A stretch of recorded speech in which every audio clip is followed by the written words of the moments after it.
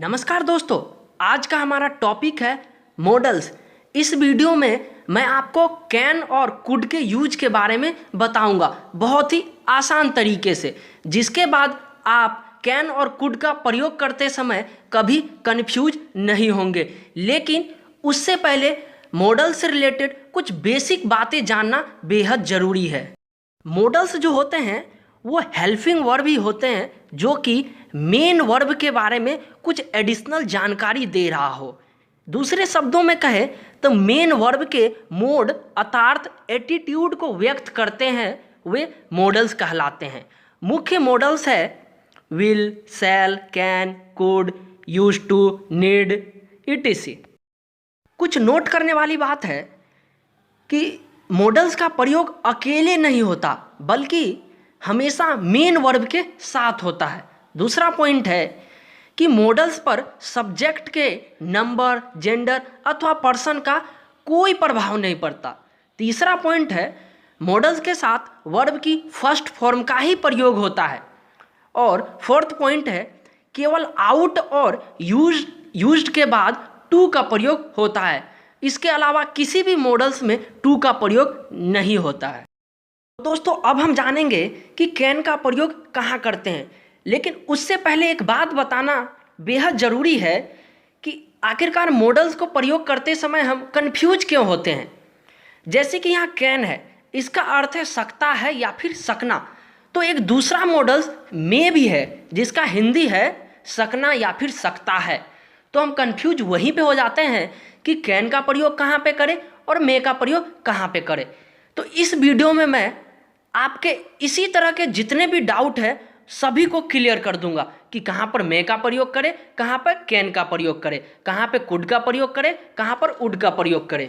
Can का प्रयोग हम कहाँ करते हैं, इसके लिए पहला कॉन्सेप्ट यह है कि प्रेजेंट टेंस में एबिलिटी यानी कि योग्यता, कैपेसिटी यानी कि क्षमता, परमिशन यानी कि आज्ञा और पावर यानी कि शक्ति, इस तरह के सेंस को एक्सप्रेस करना है तो वहाँ पे हम कैन का प्रयोग करते हैं। लेकिन यहाँ ध्यान देने वाली बात है, मैंने कैपेसिटी के पास परमिशन जो लिख रखा है, परमिशन के सेंस में आप कैन से बेहतर आप मे का प्रयोग कर सकते हैं। एग्जाम्पल देखते हैं। पहला एग्जाम्पल है आई कैन डू इट, यहाँ पर एबिलिटी का भाव आ रहा है। दूसरा एग्जाम्पल है my brother can drive a car, यहाँ पर कैपेसिटी यानी कि क्षमता का भाव आ रहा है। तीसरा एग्जाम्पल है यू कैन गो नाउ, यहाँ पर परमिशन का सेंस आ रहा है। दोस्तों, तीसरा जो है यू कैन गो नाउ, यहाँ पर यदि आप यू मे गो नाउ का प्रयोग करेंगे तो कोई भी गलत नहीं करेगा, जबकि आप कैन के स्थान पे यहाँ पर मे का प्रयोग करना ज़्यादा बेहतर होगा, सिर्फ परमिशन के सेंस में।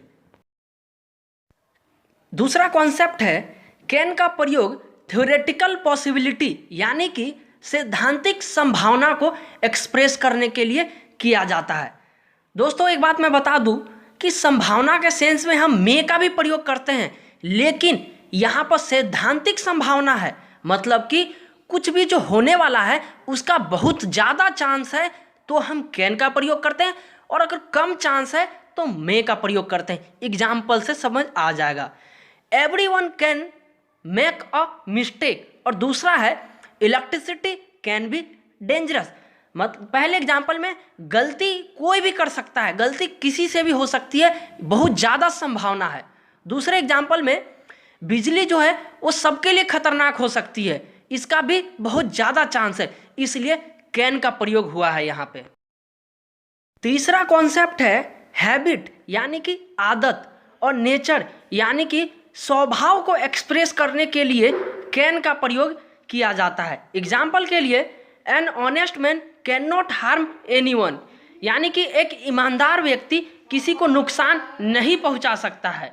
यहाँ पर ऑनेस्ट यानी कि ईमानदारी जो है वो उसका स्वभाव है, इसलिए यहाँ पर कैन का प्रयोग हुआ है। दोस्तों, अब हम जानेंगे कि कुड का प्रयोग हम कहाँ और कैसे करते हैं। इसका अर्थ जो होता है वो सका या फिर पाया होता है। कुड का प्रयोग करने के लिए पहला कॉन्सेप्ट है कि कुड का प्रयोग पास्ट का एबिलिटी, पास्ट का पावर और पास्ट के कैपेसिटी को एक्सप्रेस करने के लिए किया जाता है। एग्जाम्पल के लिए she could play the piano, he could pass the examination. दोनों सेंटेंस में पहले का हिंदी है कि वो पियानो बजा सकती थी, दूसरा है कि वो एग्जाम पास कर सकता था। दोनों सेंटेंस में कार्य तो हो रहा है लेकिन कार्य के पूरा होने का बोध नहीं हो रहा है। यदि हम चाहते हैं कि सेंटेंस में कार्य के पूरा होने का बोध हो तो हम कुड के स्थान पे वाज या फिर वेयर एबल टू या फिर मैनेज टू या फिर सक्सीडेड इनका प्रयोग कर सकते हैं। जैसे कि दूसरा एग्जाम्पल है he could pass the examination, इसके स्थान पे हम he was able to pass the examination या फिर ही पास द एग्जामिनेशन लिखते हैं, तब कार्य के पूरा होने का बोध होता है। पहले जो था सेंटेंस अगर हम कुड का प्रयोग कर रहे थे तो वो एग्जाम पास किया कि नहीं किया इसका कोई पर्याप्त सबूत नहीं था, लेकिन अब जो है ये निश्चित पता चल रहा है कि वो एग्जाम पास कर सका है, जैसे ही पास द एग्जामिनेशन। नेक्स्ट कॉन्सेप्ट है कुड का प्रयोग कैन के पास्ट टेंस फॉर्म के रूप में इनडायरेक्ट स्पीच में होता है, यानी कि नरेशन में होता है।